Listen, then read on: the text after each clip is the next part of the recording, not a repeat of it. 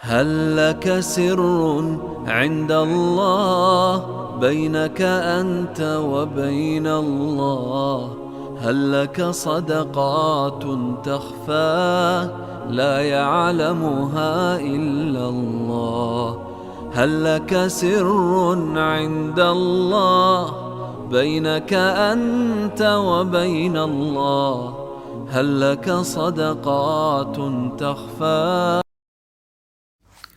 بسم الله الرحمن الرحيم. الحمد لله رب العالمين، والصلاة والسلام على سيدنا محمد وعلى آله وصحبه وسلم تسليما كثيرا. Ndugu zangu, wapenzi wangu, tuko na silsila maisha ya furaha na darsi ya pili, uongo. Subhanallah, tuliona vipi katika darsi yetu ya mwanzo uongo, vipi hatari ya mtu anaongopa, na vipi ino kichwa cha madhambi yote na mwanzo yake uongo. Subhanallah.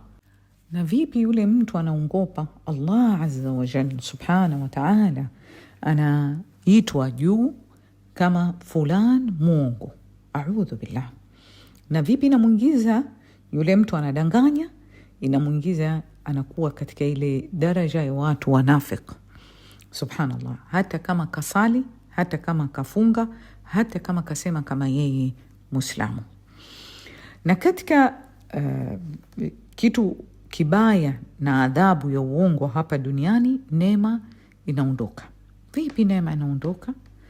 Mnakumbuka darsi ya manazil al-abrar, darsi ya kabla hii, vituo vya watu wema, tulizungumzia inna Allah azza wa jalla katika Qur'an Karim kasema wadaraba Allahu mathala qaryatin kanat amina mutma'inna yatiha rizquha ragada. Vitu vitatu nchi yoyote duniani inavihitajia. Subhanallah. So sasa toka mwanzo ya dunia inahitajia nini? Inahitajia amana, inahitajia tumanina, yani sakina na tumanina na amana, na inahitajia riziki ije kwake. Kwa hiyo ikiwa watu wanaamin nafsi, mtu unamamin mwenzako na huyu anamamin mwenzako, vipi ikiwa uongo ukiingia inakuwa neema inaondoka? Subhanallah. We nakupa mithali, unaingia pahali duka. Sasa unataka kununua kitu. Yule mwenye duka akakwambia hii mimi nainunua kwa bei fulani, anaapia. Kisha kaishusha ile kitu, yani so nusu ya thamani, chini ya thamani ya nusu ya thamani ya ile kitu. Ukakaa unashaka wewe, vipi huyu mtu atapata faida? Kwa nini anaapia yani hivi? Ukahisi kama huyu mtu muongo, sio sawa sawa, anadanganya. Unaona sasa ile trust inaisha, na ile amani ya mji na ule pahali unakaa, huyu anaongopa inaisha. Subhanallah. Na yule mtu anaongopa anakuwa pia na wasiwasi, anakaa na wasiwasi, vipi wakijua kama mimi nadanganya? Vipi hawa watu rafiki zangu au ndugu zangu au familia yangu wakijua kama mimi nadanganya? Anadanganya hii leo na kesho na kesho kutwa, zinajaa uongo.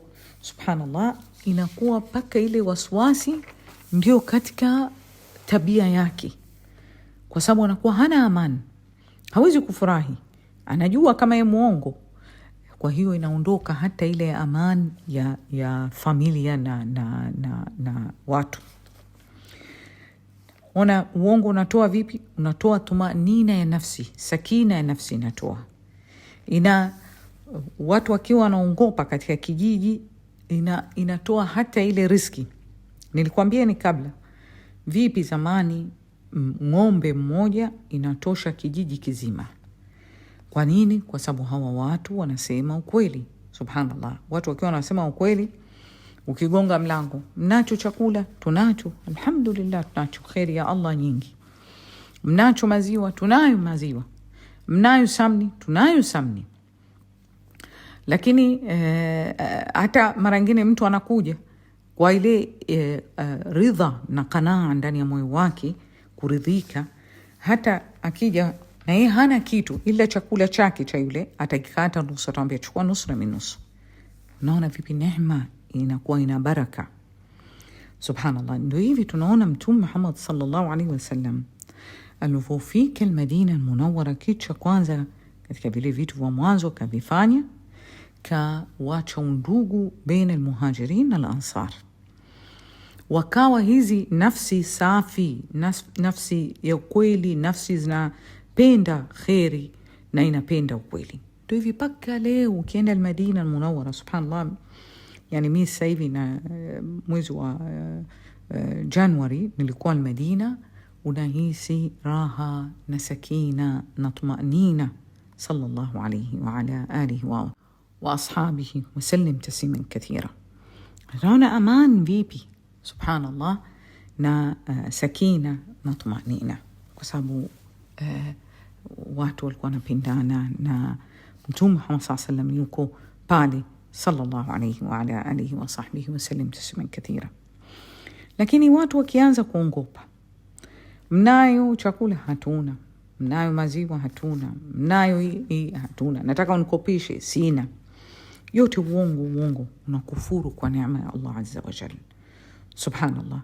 Uongo unavuta uongo mpaka inakuwa ng'ombe mmoja haitoshi family moja, kwa sababu baraka ishachukuliwa khalas. Mimi kitu nashangaa sasa hivi, watoto wadogo wanaongopa, vijana vinaongopa, wazee hawastahi wanaongopa. Ya Latif, hatutaki. Vipi baraka itakuwa iko? Neema vipi itakuwa iko? Neema itachukuliwa na baraka itachukuliwa. Subhanallah. Ndio hii unakufuru kwa neema ya Allah azza wa jalla, kwa sababu uongo unaleta uongo. Na subhanallah, hii jamani, uongo kitu kibaya sana. Yuko sheikh mmoja anahadithia story, anasema kuna mtoto alikamuona, yeye mtoto anamuita mbwa, na katika mkono wake kaficha, kama kuna kitu katika mkono wake kauficha nyuma, na yuko anamuita yule mbwa kwa sababu kama atampa yani. Yule mbwa alikuwa kalala, kafungua jicho moja, katizama, karudi kulala. Sasa yule sheikh anashangaa, anasema huyu ajabu, huyu mbwa hata hajaamka, hata hajaenda na aoni kama atapewa chakula au nini. Anasema nikaenda kwa yule mtoto, nikamwambia huyu mbwa bwana hajaamka, hajakufuata wewe, mara ngapi unamuita huyu mbwa, unamfanyia hivi? Akasema zaidi ya mara 3. Sheikh akamuuliza, kuna kitu gani nyuma ya mgongo wako? Mkono wako unificha nini? Uniweka nyuma ya mgongo wako? Akatizama ila jiwe. Subhanallah. Sheikh akamwambia hivi, jiwe ndio hivi. Huyu mbwa anamwambia kafungua jicho moja, kakifunga. Kafungua jicho moja kwa sababu aone nani huyu mtu anamuita. Alipoona huyu muongo, karudisha, akarudi akalala, kwa sababu anajua kama wewe muongo. Ona ile trust kwa mnyama, subhanallah, inadondoka. La ilaha illa Allah. Muongo mbaya sana. Mtume Muhammad sallallahu alaihi wasallam katika hadith ya Abdullah ibn Amir, inno Mtume Muhammad sallallahu alaihi wasallam alikuwa siku moja katika nyumbani kwao. Famamake Abdullah akawa anamuita Abdullah, naye mtoto anamuita, njoo nitakupa. Mtume Muhammad sallallahu alaihi wasallam akamwambia, utampa nini? Akasema nitampa tende. Mtume Muhammad sallallahu alaihi wasallam akamwambia, vizuri, kwa sababu kama haujampa ikiandikwa kama wewe muongo, unidanganya, yani kiandikwa wewe unidanganya. Ya Latif, a'udhu billah. Al-Imam al-Bukhari rahmatullah alayhi alikuwa na safiri maili na maili, kwa sababu achukue aonane na mtu. Kasema hadithi ya Mtume Muhammad sallallahu alaihi wasallam, hadithi moja tu ya Mtume Muhammad sallallahu alaihi wasallam. Akavusafiri, alipofika akamwona yule mtu anataka kuchukua kwake hadithi ya Mtume Muhammad sallallahu alaihi wasallam.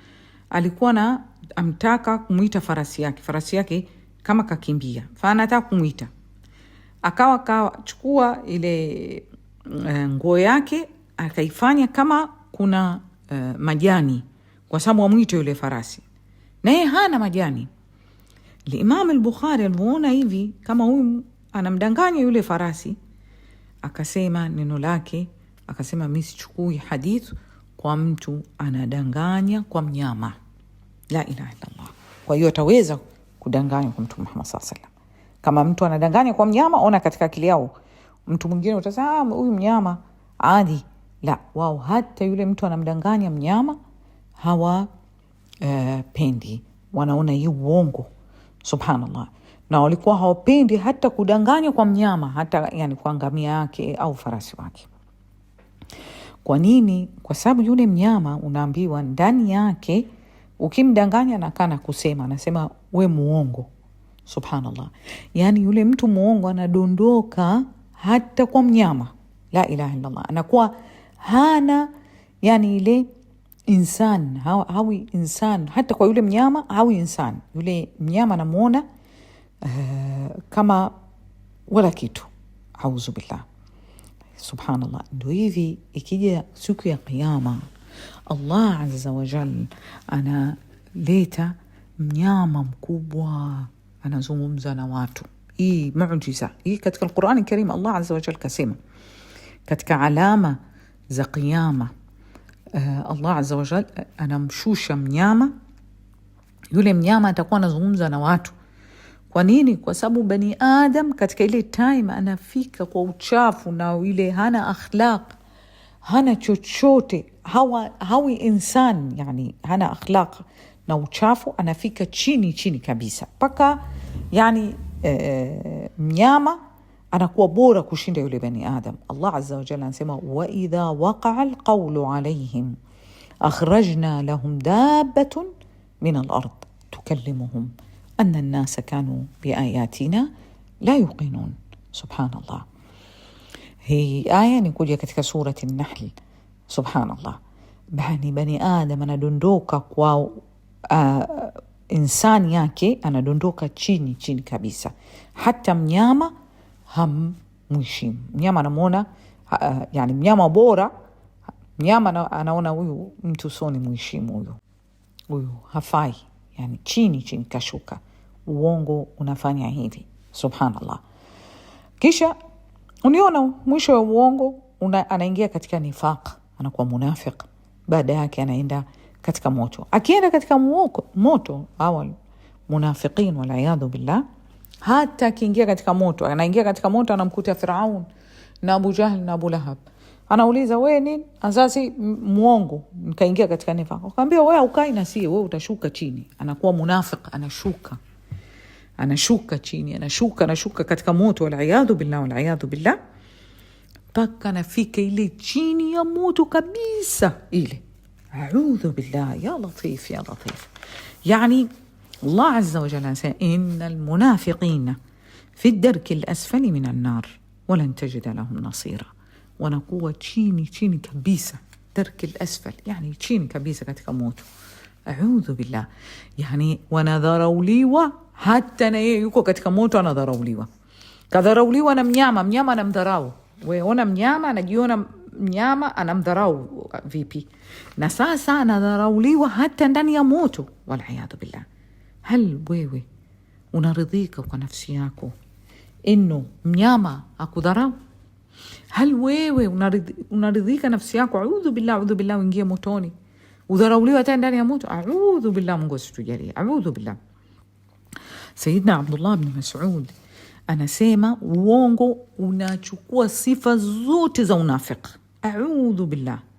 Yani mtu akiwa na hasad anadanganya, mtu akiwa na hiqd anadanganya, mtu akiwa anataka kugombana atadanganya, mtu anafika paka katika kadhi anadanganya. Sifa zote mbaya mtu anadanganya. A'udhu billah. Ndo hivi sifa zote za unafiki, ndo asasi yao uongo.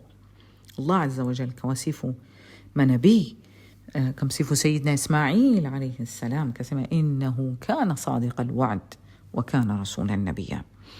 Na Allah azza wa jalla kasema uongo na yule mtu anadanganya katika sifa za mashetani. Allah azza wa jalla anasema hal unabbiukum ala man tanazzalu ash-shayatin tanazzalu ala kulli affakin athim yalquna as-sam'a wa aktharuhum kadhibun. Na pia katika sifa za wakafiri na sifa ya wanafiki, Allah azza wa jalla katuambia, ya ayyuhalladhina amanu taqullah, muogopeni Allah, wakunu maa sadiqin, muwe na wale watu wa ukweli. Kunu maa sadiqin, mkizungumza na watu muwe mnasema ukweli. Uwe na wewe unafanya ukweli, ukitoa unafanya ukweli, unakuwa na wale watu wa ukweli, maa sadiqin. Uwe na watu masadiqin, ukitoa ahdi unakuwa na watu sadiqin. Mtume Muhammad sallallahu alaihi wasallam kazungumzia ino siku ya kiyama wale watu wataingia motoni. Mtume Muhammad sallallahu alaihi wasallam kaona ndoto, na ndoto inakuwa kweli. Kaona kama kaja Sayyidina Jibril, akaenda naye akamchukua, akafika pahali, hii itakuwa yani baadaye akhira, na itakuwa katika moto, a'udhu billah. Akamwona mwanaume, ya Latif, beni yake mwanaume. Yule mwanaume kamshika mwanaume, katika mkono wake kuna chuma. Ile chuma inaitwa kalub. Kalub hii chuma kama kisu, inakuwa wanaitundika nyama, na wanatundika nyama ya wakichinja watu, wanaitundika nyama. Ndo ile unaona ukitundika nyama ile, ndo ile inaitwa kalub. Sasa huyu mwanaume anamchukua, yule mwanaume kamshika, anatia hii kalubu, hii chuma katika mdomo wake. A'udhu billah. Anamchukua ule mdomo, anauvuta paka unafika katika masikio yake. A'udhu billah. Kisha anamtia katika pua yake. A'udhu billah. Anaivuta paka katika nyuma ya uso wake. A'udhu billah. Kisha anamtia katika macho, anaivuta paka nyuma ya uso wake. A'udhu billah. Mtume Muhammad sallallahu alaihi wasallam katika mwisho wa hadith alivyoona hivi, kashtuka, kaogopa, inatisha hivi. Kauliza, nani huyu? Akasema, sikieni jamani, a'udhu billah. Akasema, huyu mwanaume, yani mwanaume au mwanamke, anaongopa, na yeye kakaa nyumbani kwake, kisha ile anaongopa, ile maneno anaongopa haya yanafika kila pahali. Zamani ilikuwa hamna, sasa iko internet. Sasa watu wanadanganya, wanaongopa, wanaandika mambo ya uongo, inafikia huyu na huyu na huyu na huyu, inafika paka mashariki na magharibi kwa internet. A'udhu billah. Na uongo kuna martaba, uongo mkubwa sana, udanganya ala Allah na Mtume Muhammad sallallahu alaihi wasallam. Allah azza wa jalla anasema, wala taqulu lima tasifu alsinatukum alkadhib hadha halalun wa hadha haram litaftaru ala Allah alkadhib. Vibaya unakaa unasema hii haram, we hauna ilmu, hii halal, we hauna ilmu. Hal we una dalili? Hal unajua kama kweli hii haram, au unajisemea, au unisikia tu bas? Kama haujui halal na haram, au hauna ilmu, usiseme hii haram au hii halal, kwa sababu unadanganya ala Allah. A'udhu billah. Na hadithi ya Mtume Muhammad sallallahu alaihi wasallam, yule anadanganya, anasema Mtume kasema, na Mtume hajasema. Anasema, man kadhaba alayya mutaammidan falyatabawa maq'adahu minan nar. Yule mtu atadanganya, anasema mimi nasema, na anafanya kusudi, atapata kiti chake katika moto. A'udhu billah. Subhanallah. Kwa hiyo ukiletewa hadith, usiipeleke, usiisambaze, usiipeleke mpaka ujue hali hadith kweli Mtume kasema. We haujui, uliza wale watu wanajua. Usikae unasambaza kitu haujui. Mara ngapi tunaona watu wanasema sijui kama Mtume anasema kama lazima usambaze kwa watu 10. Hizi zote uongo. Usipeleke kitu haukijui. Kama hauna hakika, uliza, mpelekee mtu anajua, uliza. Subhanallah. Tayib, zamani tulikuwa tunadanganya,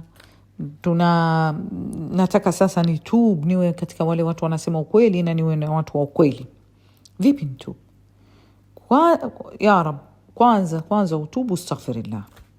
Utubu, useme utubu. Ulikuwa unafikiria kama uongo ndo mtu we smart, we una akili, wewe mjanja, kwa sababu unaongopa.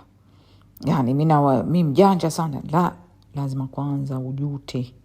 So unafikiria kama wewe mjanja, unadanganya na nini, najuta, sitaki, khalas, naweka katika ndani yangu, naona haya min Allah azza wa jal. Zamani tulikuwa udogo, tunauongopa, tunafikiria ujanja.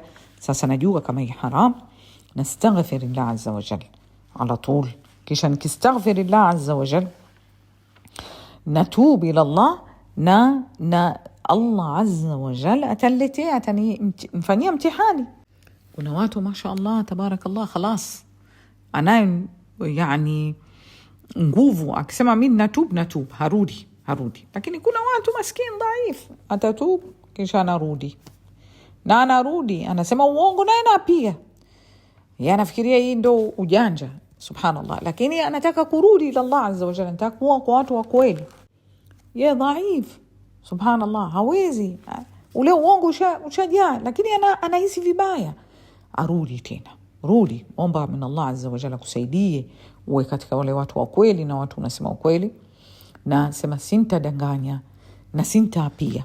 Hata kama unaanza usiapie, kama unasema uongo usiapie kwanza. Kama ulikuwa unaapia usiapie, yote taban vibaya, lakini uanze polepole, kisha baadaye kama hujaapia inakuwa khalas, alhamdulillah. Sasa hapi zamani alikuwa anaapia na yasema uongo kidogo, ujaribu, ukiwa unazungumza tu stop, sema sasa hivi mimi naanza kudanganya, funga mdomo wako usiseme. Kidogo, kisha kidogo utaanza kutubu. Jihasib nafsi yako, na muombe Allah azza wa jal kujalie uwe katika wale watu wanasema ukweli na hautadanganya baada ya leo. Na astaghfirillah azza wa jal, natub ila Allah azza wa jal, na najuta, staki kabisa, khalas sasa nifanye nijitahid nafsi yangu, na nijitahid sana, kwa sababu hii mitihani, Allah tanditia mitihani, anione hal nitadanganya. Subhanallah, ahasiba an-nasu an yutraku an yaqulu amanna wa hum la yuftanun wa laqad fatanna alladhina min qablihim falya'lamanna Allah alladhina sadaqu wa liya'lamanna al-kadhibin. Subhanallah. Kwa hiyo nikisema ukweli, lazima niseme ukweli katika mdomo wangu na ndani ya nia yangu na moyo wangu, niseme ule ukweli. Subhanallah, Allah azza wa jalla anasema walladhi jaa bisidq. Subhanallah, hii dini inawacha watu, inawapa adabu wale watu wanasema ukweli, kuacha mtu na akhlaq na adabu.